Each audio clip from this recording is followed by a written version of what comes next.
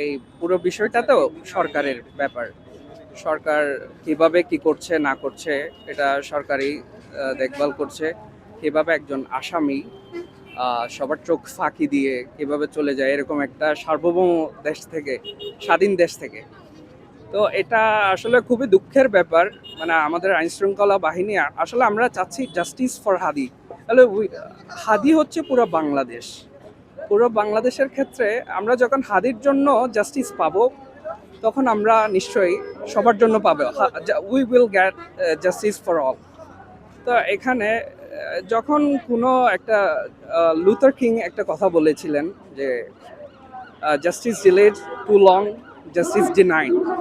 যদি জাস্টিস কখনো দেরি হয় ওটা বাতিল হয়ে যায়, মানে তখন ঠিকঠাক পাওয়া যায় না, যেভাবে আমরা সাগর রুনির ব্যাপারে দেখছি কিংবা আরও অন্যান্য অনেক বিষয়ে আমরা যেভাবে ব্যাপারটা দেখছি।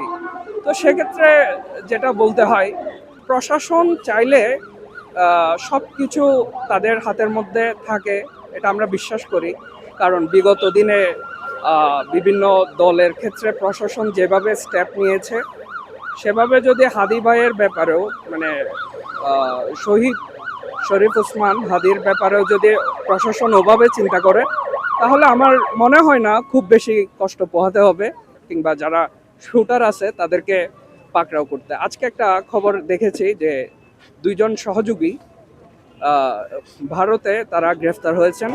আশা করছি খুব শীঘ্রই কূটনৈতিক আলাপচারিতার মাধ্যমে আমরা তাদেরকে দেশে ফিরিয়ে এনে তাদেরকে আইনের কাঠগড়ায় দাঁড়িয়ে মূল হত্যাকারীদেরকে বের করে অন্যান্য যারা জড়িত আছে বিষয়টাতে সবাইকে বের করতে পারবো ইনশাল্লাহ।